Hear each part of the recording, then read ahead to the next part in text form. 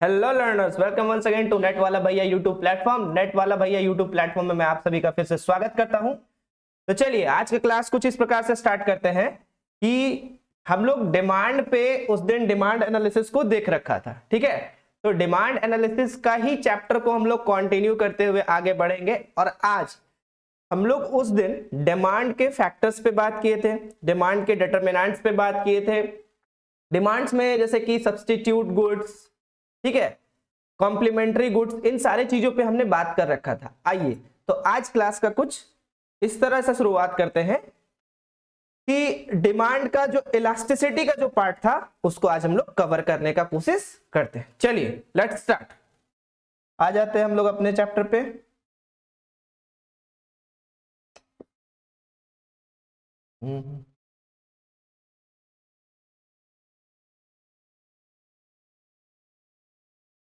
अच्छा, मैं कुछ भूल रहा हूँ क्या? अच्छा अच्छा अच्छा, आपको तो पहले मैं समझाता हूँ फिर उसके बाद मैं नोट्स में जाता हूँ। चलो मैं भूल गया था, पहले आता हूँ समझाने के लिए एक ब्लैंक पेज पे। चलो ठीक है, चलो काफी चीजें हम लोगों ने कवर कर रखा है। अब थोड़े थोड़े आगे बढ़ते चलेंगे। इलास्टिसिटी, चलो सबसे पहले ब्रीफ डिस्क्रिप्शन हम लोग लेते हैं, छोटा छोटा डिस्क्रिप्शन। इलास्टिसिटी होता क्या है? तो जब किसी एक चीज के चेंज होने से दूसरे फैक्टर में चेंज देखने को मिलता है उसको बोलते हैं इलास्टिसिटी। इलास्टिसिटी का मतलब क्या होता है सर? इलास्टिसिटी का मतलब ही होता है चेंज। क्या होता है इलास्टिसिटी का मतलब? चेंज, कितना चेंज हुआ है, ठीक है। फॉर एग्जाम्पल जैसे कि हम लोग पढ़े थे प्राइस में चेंज होने से क्वांटिटी डिमांडेड में क्या फर्क पड़ता है, कितना फर्क पड़ता है। तो आज हम लोग ये सारी चीजों को फॉर्मूला बेस्ड यूज करके, जिसमें हम लोग कुछ कुछ फॉर्मूला का भी यूज करेंगे, जैसे कि बात करें तो wait elasticity of demand is equal to, ये बहुत और मेन फॉर्मूला है, change Q by change P into P by Q, जहां पे where change Q is equal to Q2 minus Q1, change P is equal to P2 minus P1। और ये P को as हम लोग P1 भी लिख सकते हैं, या फिर जो हम लोग का जो इनिशियल प्राइस होगा और इनिशियल क्वांटिटी होगा उसको हम लोग यहाँ पे कंसीडर करते हैं, ठीक है। इसके अलावा क्या क्या पढ़ेंगे हम लोग? 5 चीजों को पढ़ेंगे इलास्टिसिटी ऑफ डिमांड में। Perfectly elastic, inelastic. देखो पहले तो एक चीज पता होना चाहिए कि इलास्टिक और इनइलास्टिक में फर्क क्या है। इलास्टिक मतलब चेंज, इनइलास्टिक मतलब नो चेंज। इलास्टिक मतलब चेंज, इनइलास्टिक मतलब नो चेंज। चलिए ठीक है, थोड़ा सा आते हैं हम लोग पीडीएफ पे, अपने नोट्स पे आते हैं। चलिए नोट्स को देखिएगा, थोड़ा सा ध्यान दीजिएगा। इलास्टिसिटी ऑफ डिमांड, तो टिल नाउ देखोगे ध्यान से, wait wait wait wait, till now we are concerned with the direction of the change in prices and the quantity demanded। अभी तक हम लोग ये पढ़ रखे हैं कि प्राइस के चेंज होने से क्वांटिटी डिमांड में क्या फर्क पड़ेगा और कितना फर्क पड़ेगा, ठीक है। अब now we will try to measure these changes, or to say we will try to answer the question by how much, कितना से चेंज हुआ, वो सारे चीजों के बारे में अब हम लोग आंसर कर पाएंगे। जैसे हम क्वांटिटी डिमांडेड में आप लोगों को एक्सप्लेन किए थे कि क्वांटिटी डिमांडेड ये बताता है कि प्राइस के बढ़ने से क्वांटिटी डिमांड कितना घटा है, मतलब डिमांड में कितना घटा है, दैट इज क्वांटिटी डिमांड। अब एग्जैक्टली हम बता पाएंगे कि कितना क्वांटिटी कम हो रहा है, ठीक है, प्राइस के बढ़ने से, या प्राइस के घटने से क्वांटिटी कितना बढ़ रहा है। कैसे बता पाइएगा सर? तो इलास्टिसिटी ऑफ डिमांड, इलास्टिसिटी का यूज करके हम बता पाएंगे। चलिए आगे देखते हैं, कुछ कुछ सिचुएशंस को लेते हैं। सपोज दैट, जैसे कि एक सिचुएशन हम लोग लेते हैं, हाइपोथेटिकल सिचुएशन, कि as a result of fall in price of radio from 500 to 400, radio का प्राइस पहले 500 था सर, अभी घट के कितना हो गया? 400 हो गया। कितना घटा? 100 रुपया घटा। तो the quantity demanded increases from 100 radios to 150 radios. तो ध्यान से देखो कि क्वांटिटी डिमांडेड हमारा कितना बढ़ गया, 50 बढ़ गया। तो एक फॉर्मूला अभी हम लिखाए थे क्या, बिल्कुल लिखवाए थे। क्या लिखवाए थे आप, अगर चेंज पी निकालना हो तो कैसे, सॉरी वेट, हाँ, अगर चेंज पी निकालना हो तो कैसे निकालेंगे, तो जो मेरा इनिशियल प्राइस होगा, ठीक है, जो मेरा इनिशियल प्राइस होगा, जैसे कि इनिशियल प्राइस का अगर हम बात करें, रेडियो अर्लियर कितना प्राइस था, अर्लियर उसका प्राइस था मान के चलो 150, ठीक है, 150 था सर, अभी घट के कितना हो गया 100। तो सर कितना घट गया, तो घटा कितना 50। तो ये चीज हम लोग इससे निकाल पाएंगे इलास्टिसिटी के हेल्प से। चलिए देखते हैं आगे, ठीक है। तो एज अ रिजल्ट एक और एग्जांपल लेते हैं, fall in price of wheat from 20 पर किलोग्राम टू 18 पर किलोग्राम। मतलब पहले व्हीट का दाम, 1 केजी का दाम कितना था, 20 रुपया था, अभी घट करके दाम कितना हो गया 18 रुपये हो गया। तो प्राइस कहीं ना कहीं क्या कर रहा है, फॉल कर रहा है। तो जब प्राइस फॉल करेगा, वेट, हाँ, तो इंक्रीज फ्रॉम, डिमांड जो होगा quantity demanded increases from 500 kilogram to 520 kilogram. तो इसका जो क्वांटिटी डिमांडेड है वो क्या हो जाएगा, पहले 500 किलो खरीद रहे थे, अब हम इसको 520 किलो खरीदेंगे। कब, पहले प्राइस था 20 रुपया, तो 500 केजी खरीद रहे थे, और जब इसका प्राइस 18 रुपया हुआ तो इसको हम 520 केजी खरीदने लगे। ठीक है, चलिए, तो यहां पे देखिए क्वांटिटी को हम मेजर कर पा रहे हैं, ठीक है। तो क्वांटिटी को, प्राइस को कितना चेंज हुआ है, वो सारे चीज को जब हम लोग मेजर कर पाते हैं, वही चीज को, वही चेंज को हम लोग इलास्टिसिटी में पढ़ते हैं, ठीक है, और उसी चेंज को ही इलास्टिसिटी बोलते हैं। ठीक है सर, एक और एग्जांपल ले लेते हैं, चलिए। As a result of fall in price of salt from 9 per kilogram to 7 rupees 50 पैसे। पहले 9 रुपया पर केजी था, अभी 7 रुपये 50 पैसे हो गया। तो the quantity demanded increases from 1000 kilogram to 1005 kilograms. तो सर क्या ज्यादा खाने लगेंगे क्या, नहीं, बिल्कुल नहीं। नमक का यूज हम लोग ज्यादा कर ही नहीं सकते, वो तो नेसेसिटी गुड्स है, लेकिन उसको हम ले करके रख सकते हैं, अलग अलग चीजों के लिए अलग अलग तरह से यूज कर सकते हैं। ठीक है, what you notice that the result of fall in price of radios, the quantity demanded of the radio increases। आपने देखा कि जैसे जैसे रेडियो का प्राइस क्या हुआ, घटा, उसका क्वांटिटी डिमांडेड क्या होने लगा, बढ़ने लगा। ठीक है, चलिए next, same in case with wheat and salt. और यही चीज व्हीट और सॉल्ट के साथ भी हुआ, और हम लोग ये भी जान पा रहे हैं कि कितना से घट रहा है और कितना से बढ़ रहा है। ठीक है, तो thus we can say that demand for radios, wheat and salt all respond to price change। सारे के सारे प्राइस चेंजेस को क्या करते हैं, रेस्पॉन्ड करते हैं। ठीक है, आगे देखते हैं next. Then when they where is the difference, तो डिफरेंस कहां है, तो the difference lies in the degree of response of demand which can be found out by comparing percentage change in price and quantities demanded.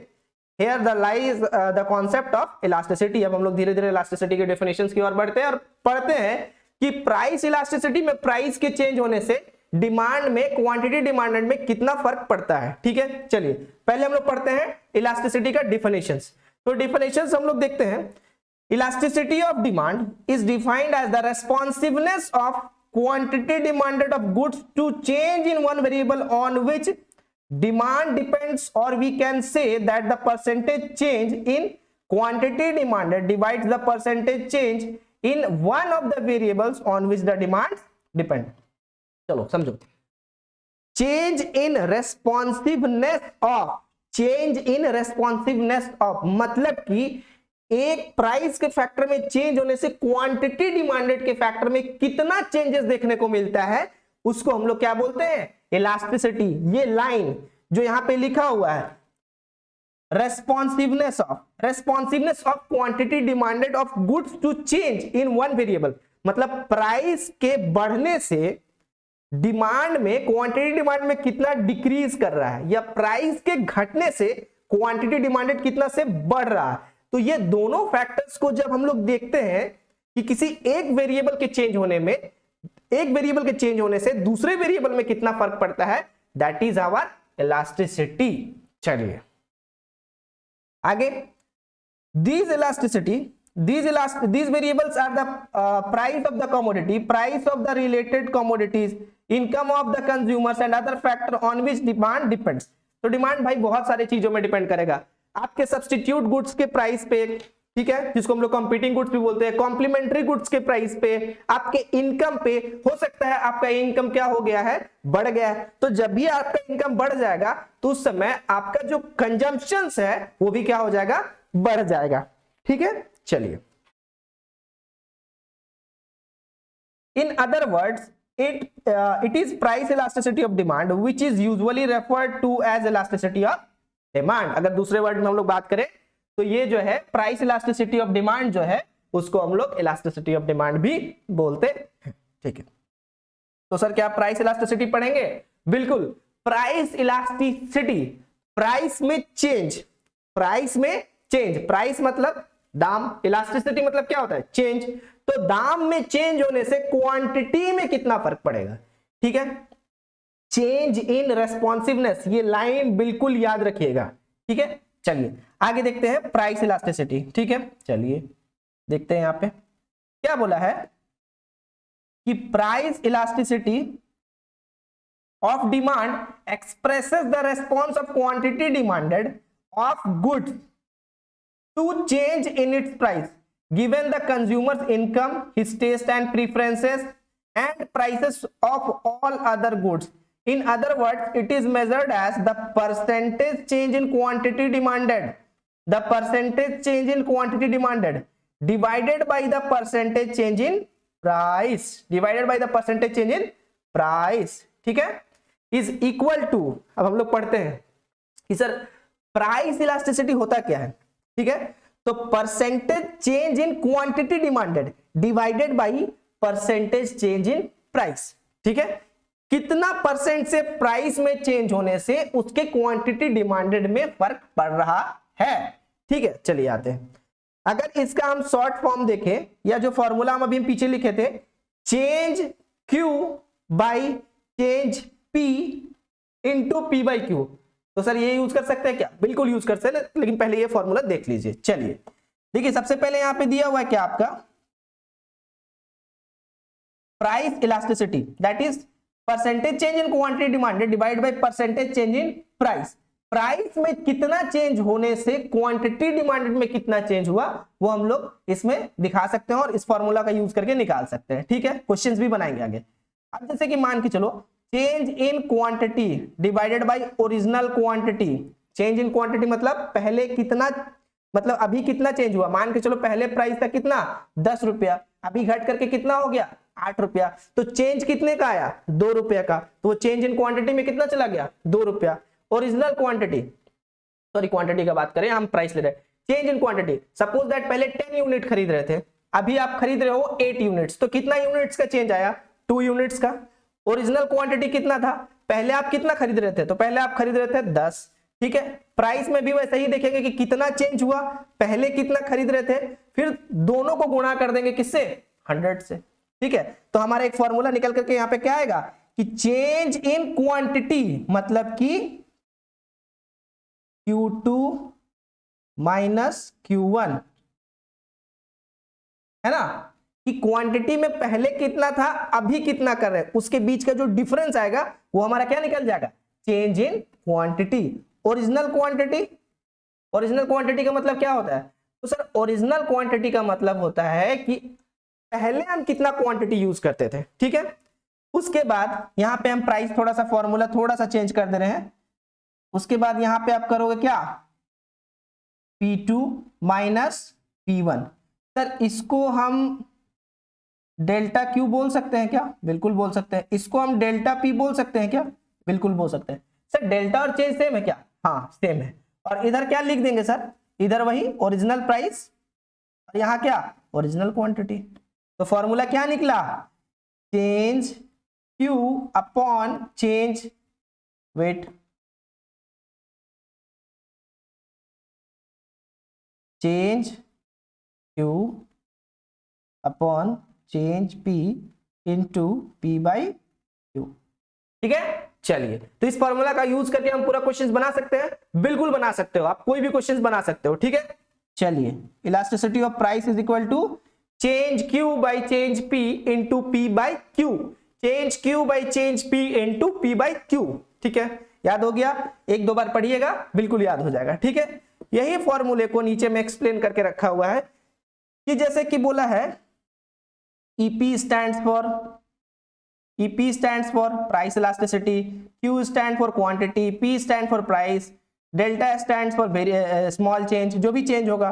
ठीक है, तो ये सारे formulas को एक बार आप जो हम ऊपर में पढ़ाए हैं वही सारा चीज है देख लेंगे। ठीक है, देखते हैं अब यहाँ पे।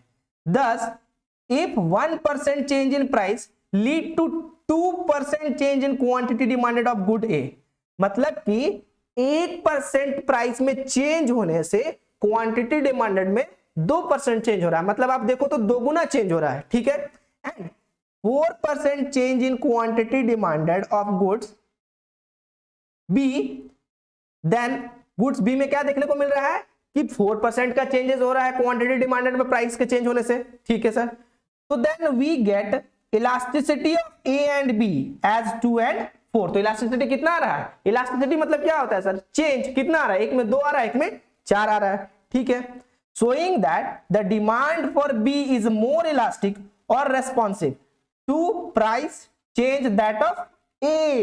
तो A के कंपैरिजन में B में आपको ज्यादा चेंजेस दिखने को मिल रहा है, ज्यादा रेस्पॉन्सिवनेस देखने को मिल रहा है। रेस्पॉन्स समझ रहे हो ना, कि जैसे आप किसी भी क्लास में गए, ठीक है, बच्चों को बोले हाउ इज द जोश, बच्चे लोग चिल्ला के बोल रहे हैं hi sir, that means your response क्या है, रेस्पॉन्सिवनेस बहुत ज्यादा है। आप थोड़ा सा चेंज करोगे तो उनके वॉइस में बहुत ज्यादा चेंजेस देखने को मिल रहा है। हो सकता है आप ज्यादा चेंज कर रहे हो लेकिन उनके वॉइस में कम चेंजेस देखने को मिल रहा है। तो दो वेरिएबल्स को यहां पे देखना है कि एक के चेंज होने से दूसरे में क्या इफेक्ट मिलता है। ठीक है, चलिए बिल्कुल, तो वी कंसीडर्ड माइनस साइन, देखो hair had we considered minus sign we would have concluded that the demand for A is more elastic than that of B।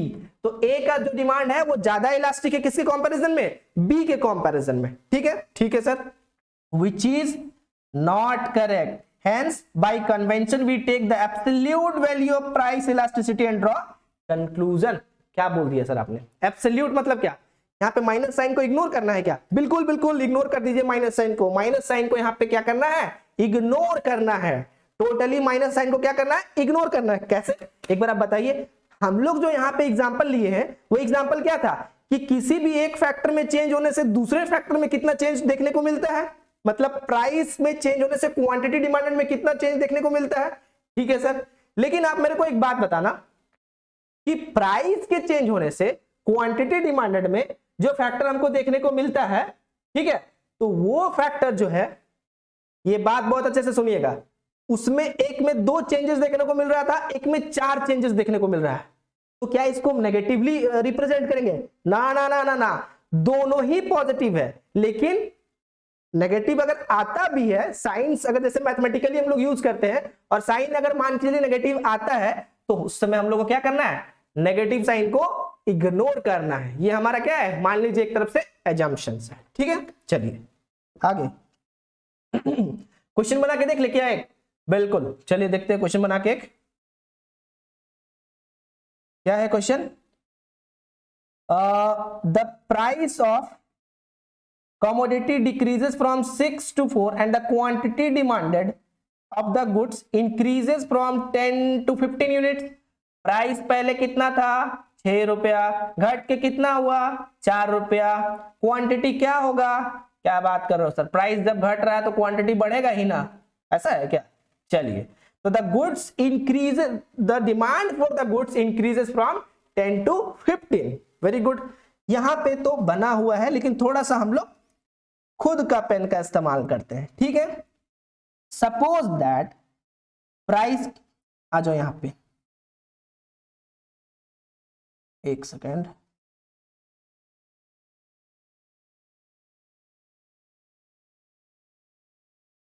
Price कितना था,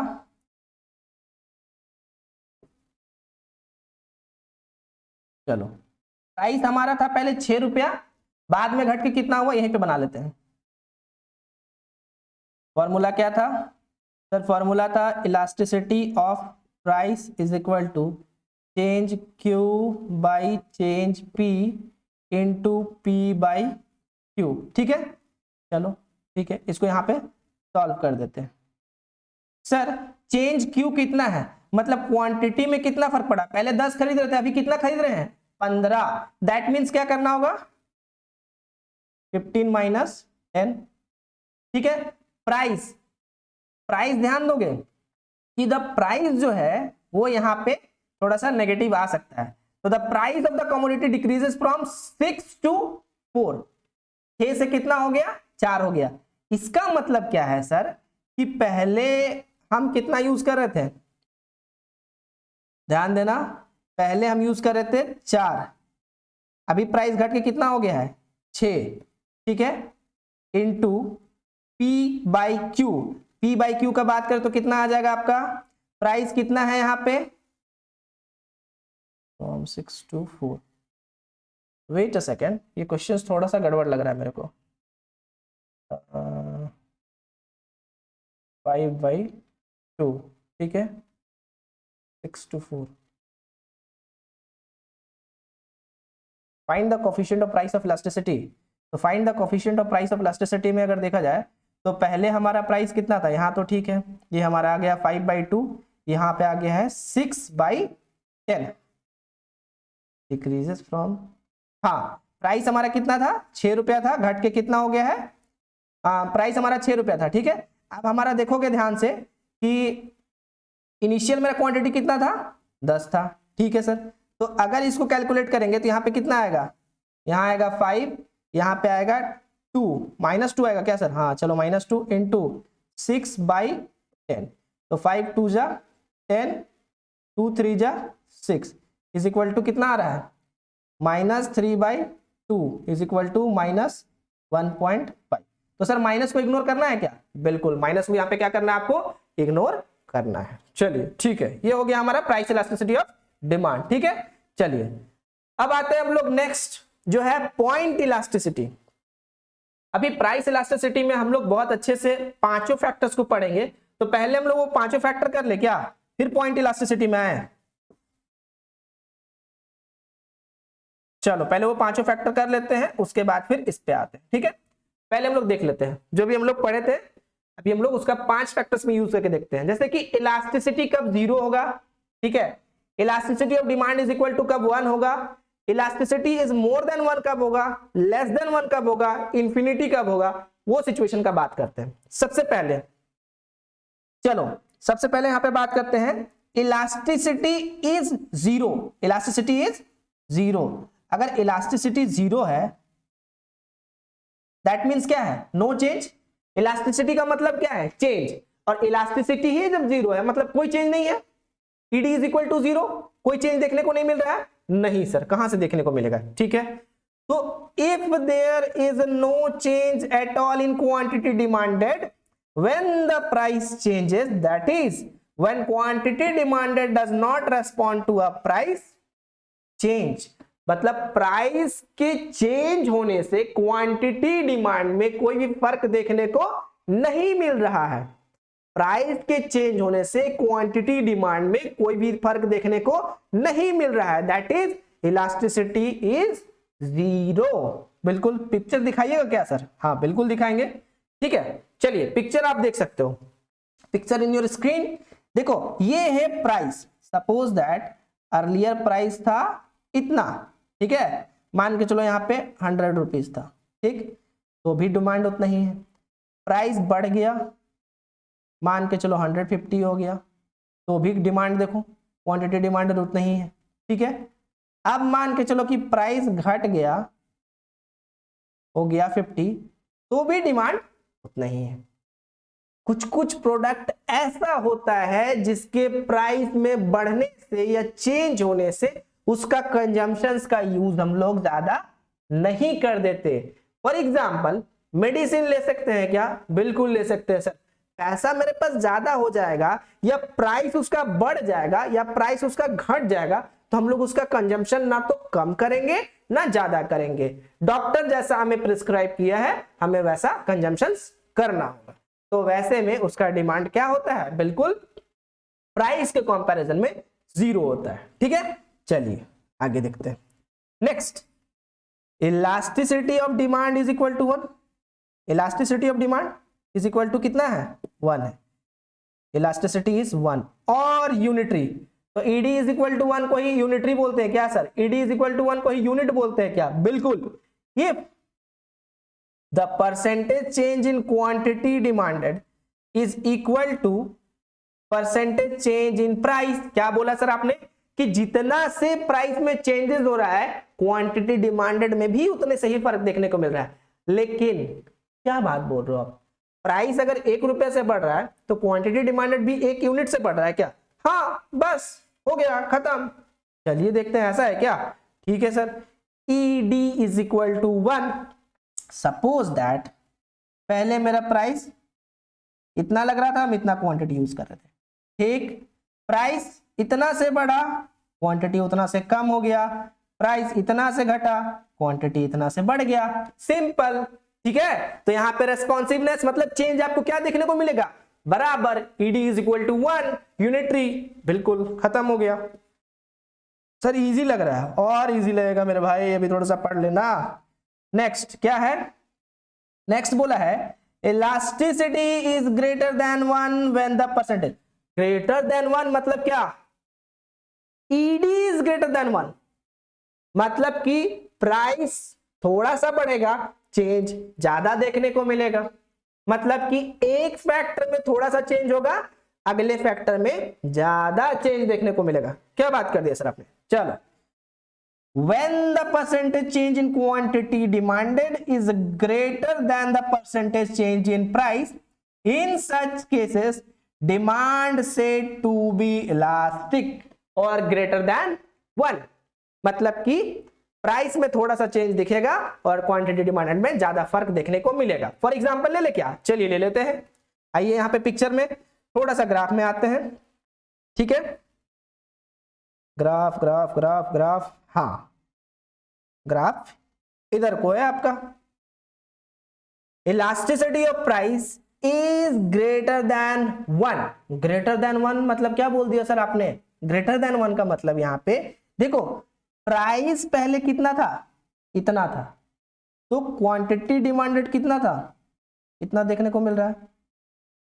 ठीक है, अब सर प्राइस में देखिए थोड़ा सा चेंज हो, मतलब थोड़ा सा प्राइस घट गया सर, क्वांटिटी डिमांड में कितना फर्क देखने को मिल रहा है, ओ माय गॉड इतना, बाप रे बाप बहुत ज्यादा फर्क देखने को मिल रहा है। मतलब क्या, जब इज इक्वल टू 1 था तो सेम, मोर देन 1 है तो मतलब कि ज्यादा। ठीक है, बिल्कुल आगे। ठीक है, अब एक केस आ गया लेस देन 1, मतलब कि एक फैक्टर में चेंज होने पे दूसरे फैक्टर में उससे कम चेंज देखने को मिलेगा। एक फैक्टर में चेंज होने से दूसरे फैक्टर में उससे कम चेंज देखने को मिलेगा, that is elasticity of demand is less than 1। पढ़ते हैं, elasticity of demand is less than 1 in case, देखो elasticity is less than 1 when the percentage change in quantity demanded is less than the percentage change in price। ठीक है, in such case demand is said to be inelastic। वैसे case में क्या कहने को बोलते हैं हम लोग, उसको क्या बोलते हैं, डिमांड जो है inelastic। inelastic का मतलब सर आप तो बोलते कोई चेंज नहीं, थोड़ा बहुत चेंज देखने को मिलता है। ठीक है, डिमांड में थोड़ा बहुत चेंज देखने को मिलता है। ठीक है, इसका एग्जांपल ले ले क्या सर, ले लीजिए बिल्कुल भी, आप तो बिना एग्जांपल के मानेंगे नहीं। चलो, elasticity is less than 1। Less than 1 पहले देखो, पहले प्राइस इतना था, अभी डिमांड इतना था उस समय। ठीक है, अब प्राइस क्या हो गया, कम हो गया। ठीक है, मान के चलो प्राइस कम हो गया, यहां पे आ गया प्राइस। ठीक है, देखो तो डिमांड में क्या सेम चेंज देखने को मिल रहा है, नहीं सर कम देखने को मिल रहा है। ठीक है, सपोज दैट पहले प्राइस था 100 रुपया, अभी प्राइस हो गया है 50 रुपीज। तो जब 100 रुपया था तो समझ लो कि हम 80 यूनिट्स खरीदते थे। ठीक है, अब जब थोड़ा सा प्राइस मेरा हाफ हुआ है तो हम यहाँ पे 100 यूनिट खरीद रहे हैं। तो सर ज्यादा चेंज देखने को मिल रहा है क्या, अगर ज्यादा होता तो 80 से ज्यादा देखने को मिलता चेंज, इक्वल होता 80 जितना यहां पे है मतलब 160 हो जाता, लेकिन कम है तो कम देखने को मिल रहा है 80 से। ठीक है, चलिए अब एक लास्ट बचा, इलास्टिसिटी इज इनफाइनाइट। इनफाइनाइट को परफेक्टली इलास्टिक भी कहा जाता है। चलिए, elasticity is infinite when a small price reduction raised the demand from 0 to infinity। थोड़े से प्राइस में चेंज देखने को मिलता है और डिमांड बहुत ज्यादा चेंज हो जाता है। थोड़े से प्राइस चेंज देखने को मिलेगा और डिमांड बहुत ज्यादा चेंज हो जाएगा। Under such cases consumer will buy all that they can obtain from the commodity at some price। जितना परचेज कर सकते हैं करेंगे। if there is a slight increase in price, अगर थोड़ा सा प्राइस में इंक्रीज होगा तो they would not buy anything from the particular seller, तो उससे पर्टिकुलर सेलर से वो लोग कुछ भी नहीं खरीदेंगे। तो this type of demand curve is found in a perfectly competitive market. इसको ज्यादातर कहां पे देखा जाता है? परफेक्टली कॉम्पिटिटिव मार्केट में। याद है परफेक्टली कॉम्पिटिटिव मार्केट, जहां पे एक मार्केट का बाजार का एग्जांपल दिया था, देख लेना वो वीडियो पीछे से जा करके। बट परफेक्टली कॉम्पिटिटिव मार्केट में ये देखने को मिलता है कि प्राइस में अगर थोड़ा सा वो चेंज करेगा तो उसको हमको छोड़ देना है। ठीक है, चलो इसका एक एग्जांपल दे दो sir. Elasticity price is equal to infinity. Infinity का मतलब क्या हो गया कि यहाँ पे आपको क्या देखने को मिल रहा है कि प्राइस में चेंज होने से, अगर प्राइस में थोड़ा सा भी चेंज होगा तो क्या होगा, डिमांड में आपको बहुत ज्यादा फर्क देखने को मिल सकता है। ठीक है, चलिए थोड़ा सा और समझिएगा। चलिए समझ लीजिए थोड़ा सा, little bit. Okay sir, perfectly inelastic, perfectly inelastic, wait pen change कर लेता हूं। ठीक है, परफेक्टली इनइलास्टिक का मतलब क्या होता है? यहां पे elasticity of price is equal to क्या? जीरो। मतलब कि quantity demanded does not change as the price change. मतलब कि जितना से प्राइस चेंज होता है उतना से क्वांटिटी डिमांड चेंज नहीं होता है। जैसे अभी हम लोग लास्ट वाला केस पढ़े, ठीक है, लास्ट के पहले वाला केस पढ़े, ठीक है। अब इनइलास्टिक, इनइलास्टिक में क्या पढ़े थे? Elasticity of price is less than 1, change बहुत कम देखने को मिलता है। ठीक है, वहां 100 और 80 वाला एग्जांपल। ठीक, unit elastic, elasticity of demand यहां पे देखने को मिलेगा, जितना प्राइस में चेंजेस हो रहा है उतना ही क्वांटिटी डिमांड में चेंज होगा, सेम चेंज। ठीक है, इज इक्वल टू 1 है। ठीक है, नेक्स्ट इलास्टिक, इलास्टिक में क्या था आपका? क्वांटिटी डिमांडेड, एक second, quantity demanded change by a large then the price change. Price से ज्यादा देखने को मिलता है चेंज वहां पे। ठीक है, लास्ट है परफेक्टली इलास्टिक। परफेक्टली इलास्टिक हम लोग कब देखे थे? अभी लास्ट वाला पॉइंट को हम लोग देखे थे, जहां पे इलास्टिसिटी इज इक्वल टू क्या देखे थे हम लोग? इन्फिनिटी। मतलब क्वांटिटी डिमांडेड में क्या था? इनफाइनाइटली प्राइस चेंज हो रहा था, लेकिन क्वांटिटी डिमांडेड में क्या हो रहा था कि अगर जैसे कि कोई सेलर प्राइस बढ़ा रहा था तो हम लोग उसे कंप्लीटली बाय करना छोड़ दे रहे थे। ऐसा कहां देखने को मिलता है? परफेक्टली कॉम्पिटिटिव मार्केट में देखने को मिलता है, और इसको क्या बोला जाता है? परफेक्टली इलास्टिक बोला जाता है। तो ये ग्राफ थोड़ा ढंग से देख लेंगे और इसको पिक्चर के साथ, पहले वो ऊपर वाला थ्योरी पढ़ेंगे, उसके बाद फिर इसको पिक्चर के साथ कनेक्ट करने का कोशिश करेंगे। चलिए अब हम लोग कुछ मेथड्स देखेंगे, ठीक है, जिसमें आज हम 2 ही मेथड्स आप लोग के लिए लेके आए हैं। बाकी आने वाले फर्दर क्लासेस में मेथड्स इंक्लूड होते जाएंगे, और ये मेथड एग्जाम के पॉइंट ऑफ व्यू से बहुत एग्जाम्पल है, इंपॉर्टेंट है, सॉरी। चलिए सबसे पहले आता है आपका क्या? Point elasticity. पॉइंट जैसा है क्या? हाँ देखिए यहाँ पे पॉइंट दिख रहा है ना, तो ऐसा ही पॉइंट का बात करेंगे। ऐसा क्या? चलिए, तो in point elasticity we measure elasticity at a given point on demand curve. ठीक है, point elasticity makes us of derivative rather than the finite change in price and quantity. यहाँ इनफाइनाइट का बात नहीं किया है, फाइनाइट चेंजेस देखने को मिलेगा आपको। ठीक है, चलिए देखते हैं। It is to be noted that elasticity is different at different point on the same demand curve given a straight line demand curve। एक straight line demand curve दिया हुआ, देखो TT, देखो T, ठीक है। Point elasticity at the point से R can be found by using the formula, और R को हम लोग फॉर्मूला यूज करके निकाल सकते हैं। तो R यहाँ पे हम लोग ऐसे भी लिख सकते हैं क्या? ED is equal to 1, लिख सकते हैं, बिल्कुल लिख सकते हैं। ED is equal to 1। यहाँ पे क्या है आपका, जितना से प्राइस बढ़ेगा उतना ही से डिमांड बढ़ेगा, जितना से प्राइस घटेगा उतना ही से डिमांड घटेगा। आगे इसको देखेंगे क्या, हाँ चलिए देखते हैं। Using the various formula we can get elasticity at a various point on the demand का। तो डिमांड कर में हम लोग फॉर्मूला का यूज करके अलग अलग तरीके से इलास्टिसिटी को फाइंड कर सकते हैं, ठीक है। चलिए जैसा कि अभी आपको हम ऊपर बताए थे, इलास्टिसिटी ऑफ डिमांड आर वाले पॉइंट में क्या हो जाएगा, इज इक्वल टू 1। आर वाले पॉइंट मतलब क्या है कि जितना से प्राइस बढ़ रहा है डिमांड उतने से ही बढ़ेगा। फिर जैसे जैसे आप ऊपर आओगे इलास्टिसिटी इज मोर देन 1, फिर elasticity is equal to infinity, और अगर नीचे की ओर आओगे तो लेस देन 1 फिर 0। सर एक बार बता देंगे क्या, चलो बता देते हैं। यहां पे हो गया आपका प्राइस, ये हो गया आपका क्वांटिटी, एक स्ट्रेट लाइन ले लो, ठीक है। ये पॉइंट जहां पे ईडी इज इक्वल टू 1, ठीक है। ये पॉइंट सर ये तो नीचे जा रहा है तो लेस देन 1 हो जाएगा, ठीक है।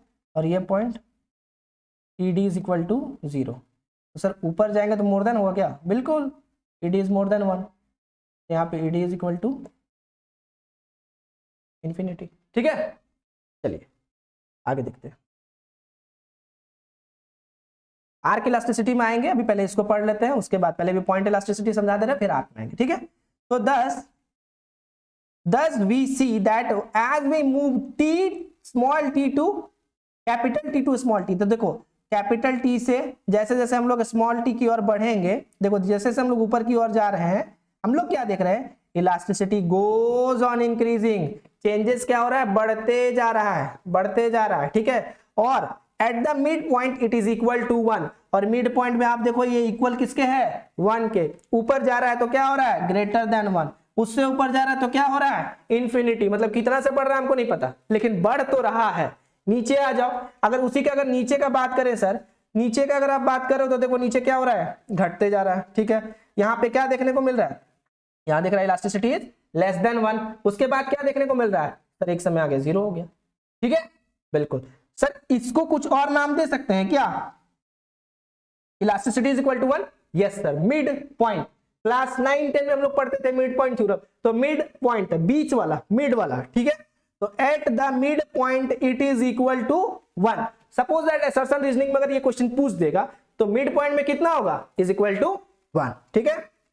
At point T small T it is infinity, small T पे आप देखो ये इंफिनिटी, और कैपिटल टी पे आप देखो ये क्या है, 0 है, ठीक है। एक तरह से रिलेशनशिप बिल्ड हो गया, ठीक है sir.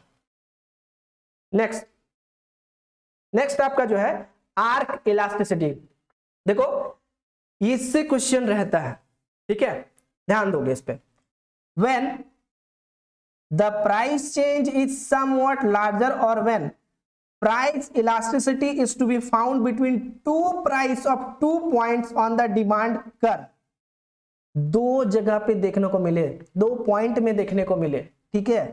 Suppose that A and B, एक पॉइंट क्या दिख रहा होगा आपको, एक पॉइंट ए दिख रहा है और एक पॉइंट बी दिख रहा है, एक सेकंड, एक पॉइंट ए दिख रहा है आपको और एक पॉइंट बी दिख रहा होगा, ठीक है। देखो क्या बोला है यहां पे, so the question arises which price and quantity should be taken to as a base. इसमें क्वेश्चन ये अराइज होता है कि किसको हम बेस के तौर पे लेंगे, ठीक है। This is because elasticity is found by using original price and quantity figures are as a base will be different from that one derived by using new price and the quantity figure। तो जैसा कि हम लोग formula पढ़े थे, change Q upon change P into P by Q, तो ये जो फॉर्मूला जो हम लोग पढ़ रखे थे उसी फॉर्मूला को बेस लेकर के हम लोग बनाते हैं, लेकिन थोड़ा सा क्या करेंगे, चेंजेस देखने को मिलेगा, देखते हैं। Therefore, in order to avoid confusion generally midpoint method is used। तो हम लोग कंफ्यूजन को अवॉइड करने के लिए यहाँ पे मिड पॉइंट मेथड का यूज करते हैं, that is average of 2 prices P1 P2 plus P1 का एवरेज, या सॉरी एवरेज निकालना है तो उल्टा लेने का मतलब नहीं, P1 प्लस P2 का एवरेज, और क्वांटिटी का भी एवरेज, मतलब Q1 plus Q2 divided by 2, ठीक है। that is original and new base. The arc elasticity can be found by using the formula. इसको हम लोग कुछ फॉर्मूला का यूज करके फाइंड कर सकते हैं, ठीक है। चलिए कौन सा फॉर्मूला यूज करेंगे सर, देखते हैं। सर यहां पे क्या दिया हुआ है, E is equal to Q2 minus Q1। तो सर Q2 माइनस Q1 देखो यहां पे, तो सर ये लिख सकते हैं क्या, E is equal to Q2 minus Q1। तो हम इसको चेंज क्यू लिख सकते हैं क्या, लिख दिए, ठीक। वही फॉर्मूला से डिराइव करेंगे। उसके बाद Q1 प्लस Q2 मतलब Q1 प्लस Q2 का एवरेज, क्वांटिटी का एवरेज, ठीक है सर। आगे इस पे क्या, आगे 1/2 Q1 प्लस Q2, ठीक है। चलो ठीक है सर, बीच में डिवाइड कर देते हैं। यहां पे सर वही फॉर्मूला लेना है क्या, बस चेंज P कर देना है। कैसे कर दिया change P, P2 minus P1, नया चीज पूछ रहे हो यार, ठीक है। यहां पे फिर वही, इसका भी क्या करना है, प्राइस का एवरेज निकाल लेना है, मतलब कि P1 प्लस P2। कोई दिक्कत नहीं सर। सर इसको कैसे करेंगे, इसको क्या करें, कर देते हैं यार, रुक जाओ, चेंज Q, ठीक है, by half Q1 plus Q2, ठीक है सर, हो गया, ठीक है। अब डिवाइड को मल्टीप्लाई कर दे क्या, कर देते हैं सर। तो इसको ऊपर करना पड़ेगा, हाँ भाई, चेंज करोगे तो रेसिप्रोकल नहीं करोगे, गजब गजब बात आज पूछ रहे हो। P1 प्लस P2, ठीक है, डिवाइड बाई चेंज P। तो सर कुछ कटा क्या, अरे काट दो ना जी, बचपन से तो पढ़ रहे हो, काटते काटते थक गए हम। हाफ हाफ कट गया, और कुछ कटेगा क्या, नहीं सर, और तो कुछ नहीं कटेगा। तो क्या करें, इसी से फॉर्मूला ड्राइव कर दे क्या, कर देते हैं, change Q by change P। इसको इधर ले आए, ले आते ना, अच्छा लग रहा है हमको। P1 plus P2 divide by Q1 plus Q2, खत्म, डन, ओवर। क्या था इसमें, कुछ नहीं, फॉर्मूला को डिराइव कर दिया हमने इजीली, बिल्कुल सर।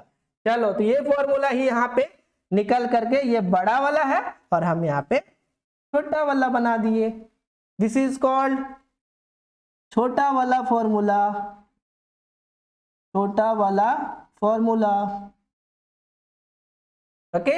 चलिए तो अब देखते हैं कि क्या यही फॉर्मूला है, बिल्कुल सर यही फॉर्मूला है।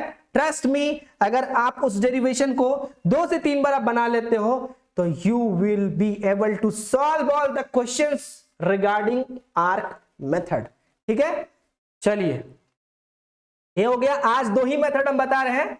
अगले लेक्चर में, मतलब जो नेक्स्ट क्लास का लेक्चर होगा, उसमें आपको बाकी 2 मेथड्स का एक्सप्लेनेशन, 2 या 3 मेथड बचा हुआ है, टोटल एक्सपेंडिचर है, ये सब है, तो उसको हम लोग अगले लेक्चर में कर लेंगे कवर। तो आज का लेक्चर ये तो हम पहले ही समझा दिए हैं। आज का लेक्चर हमारा यहीं पे समाप्त होता है। तब तक के लिए थोड़ा सा थैंक यू लिख देते हैं, आदत एक बना दी आप लोगों ने मेरा। Thank you